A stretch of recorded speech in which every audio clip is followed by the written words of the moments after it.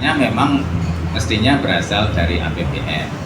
Walaupun kalau dari tim di Kementerian Keuangan tempo hari jumlahnya itu sudah susut sangat banyak. Rencana di awal itu 460 triliun.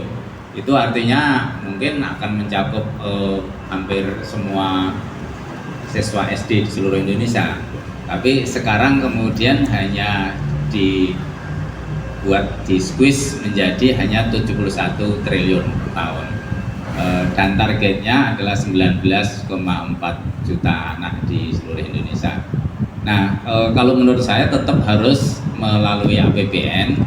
Ya, kita apresiasi tentu saja kerelaan hati Pak Prabowo untuk menggunakan dana pribadi. Kalau menurut berita di medsos itu beliau kan termasuk yang dulu dengan teman-teman seangkatan di TNI sering ya kasih duit-duit pribadi. Tapi kalau kita mengelola negara mestinya kita tetap harus salurkan melalui jalur formal yang juga jelas akuntabilitasnya.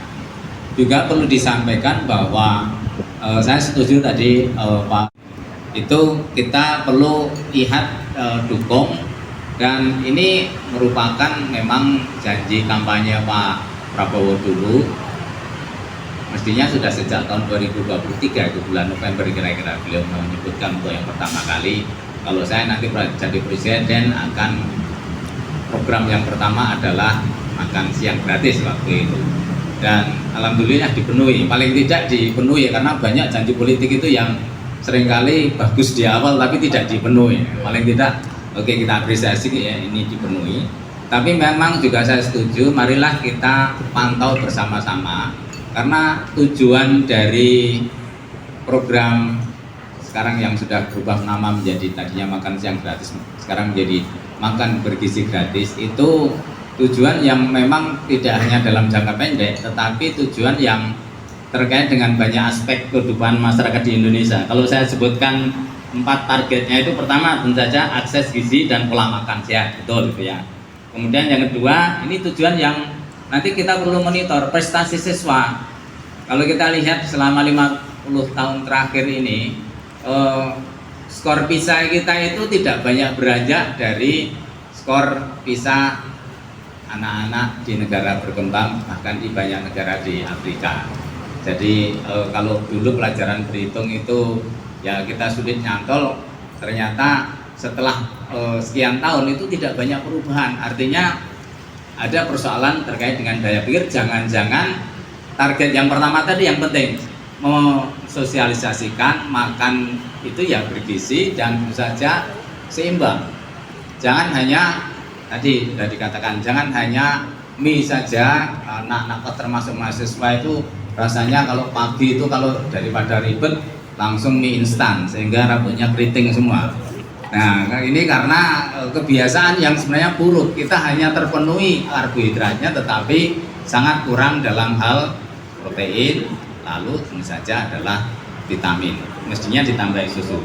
Kemudian tujuan yang ketiga adalah bahan pangan lokal. Ini juga harus kita monitor. Jangan-jangan sebagian besar nanti juga kita datangkan dari luar. Dulu ada program, ada tambahan konon pakai susu, tapi kemudian susu karena terbatas, ada wacana susu ikan. Saya malah belum pernah lihat itu susu ikan itu. Belum pernah merasakan juga ya? Nah, ini yang agak sulit nyambungnya. Mungkin Pak Toto nanti bisa juga menjelaskan. Kalau soal stunting itu kan waktunya panjang ya. Anak stunting itu karena memang sejak dalam kandungan ibunya kurang gizi, lalu kemudian selama 9 bulan kehamilan itu tidak terpenuhi juga, lalu perkembangan otaknya tidak cukup bagus, dan ini sangat komprehensif, tidak cukup hanya dengan sekali makan bergizi gratis. Nah, yang tujuan keempat ini yang nanti kita perlu betul-betul monitor, karena kalau soal stunting itu lebih komprehensif, dan kita juga saya kira teman-teman di Fakultas Kedokteran sudah banyak membuat kajian. Yang kita sebut dengan stunting itu jangan kita salah tafsirkan, stunting itu selalu badannya kecil. Yang kita sebut dengan stunting itu karena pertumbuhan otaknya yang tidak memadai. Teman-teman bisa lihat Pak Habibie itu dulu sebagai wakil presiden itu kecerdasannya luar biasa, tapi badannya pendek itu 150 cm, itu bukan stunting.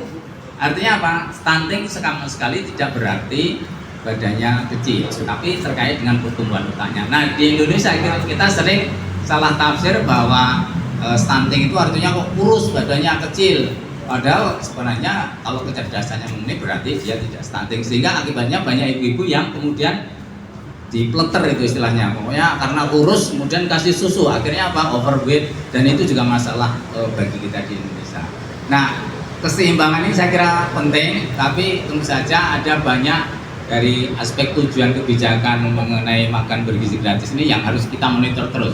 Saya sepakat ini kita monitor dan kita perbaiki sambil kita jalankan tentu saja dengan melibatkan banyak pihak. Gitu. Siap. Terima kasih. Komitmennya negara tersebut adalah bagaimana mencerdaskan bangsa. Itu yang penting. Ya. Dan berapa lama? Itu butuh waktu sekian. Kami tepatnya nggak begitu tahu, tetapi setiap tahun dia akan memperbaiki terus setiap tahun. Karena saya sampaikan tadi, jangan pernah berpikir bahwa program ini yang programnya Presiden Prabowo, jangan sampai. Tetapi kalau bisa, terus berkelanjutan, diteruskan. Karena apa? Ini adalah program membangun SDM. Jadi nggak main-main membangun SDM. Artinya apa? Kalau di India, itu programnya adalah untuk anak-anak miskin. Kami tahu Pak. Jadi semua bahan makanan gratis itu diproduksi oleh suatu pabrik yang besar, ya. Dan memproduksinya itu per hari itu bisa 50.000 pack, bahkan 100.000 bagikan, dan sampai ke mulut anak-anak itu masih hangat.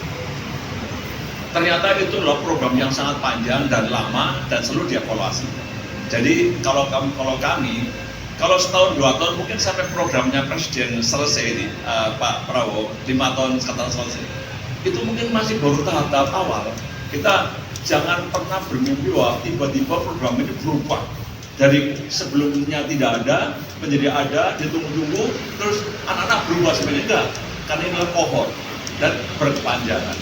Ini jadi kami tetap optimis bahwa kalau andai kata seluruh elemen masyarakat mendukung programnya pemerintah dan para pejabat yang menggantikan presiden berikutnya adalah tetap konsisten, saya yakin Indonesia akan sejajar. Kesehatannya, kemampuannya, bahkan prestasinya akan sama dengan negara-negara yang maju di dunia. Terima kasih Mas Adi. Terima kasih Pak Toto.